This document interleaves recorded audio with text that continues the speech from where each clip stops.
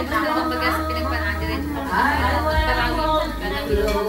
Basta niyo tayo, pagtanong mo siya dun sa ano, sabi niya, pag nasa pinagpanaan ka na, basta pagtanong mo siya, may Friday, yung survey yun. Nasa lugar na siya ng survey yun. Kahit nasa nalagay sa bako niya. Nagtrabaho siya sa ano, sa kasinan. Tapos sa dam. Alam mo, yung sinusweldo nga daw niya doon. Tsaka yung sinusweldo niya dun sa Brunei, kaya niya kinikita niya sa Pilipinas. Kasi may mga sideline pa daw siya doon eh. Kaya nga niya pinaaral magkagawa.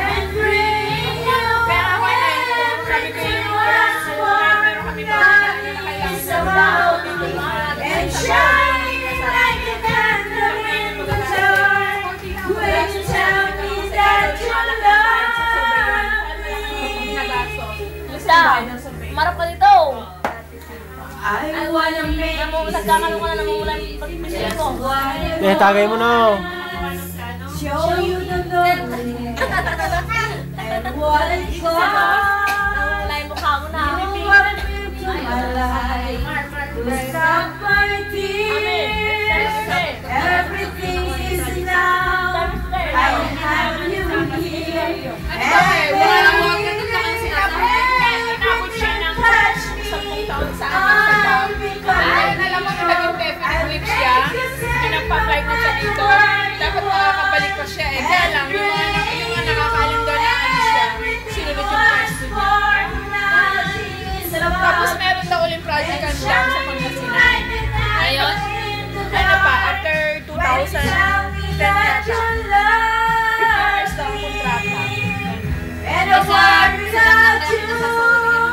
I always hang on. I only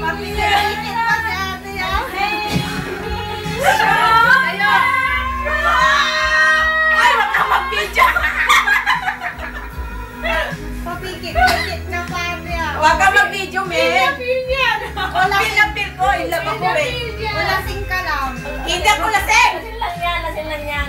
Sige, ilalagay ko sa internet ito. Wag kang mag-video? Nakakahiya. Ngayon ka pa nahiya, kanina ka pa kasat dyan. Every time you touch me, I become a hero. I make you 4 minutes ang kain ng YouTube eh. where you are and bring you everything you ask for. 3 minutes pa lang. Nothing is above me. I'm shining like a candle in the dark. When you tell me that you love me, you love me. Huwag kang mag-video, nakakaiyak. Abeng. Mag-video, naka-voice ka naman.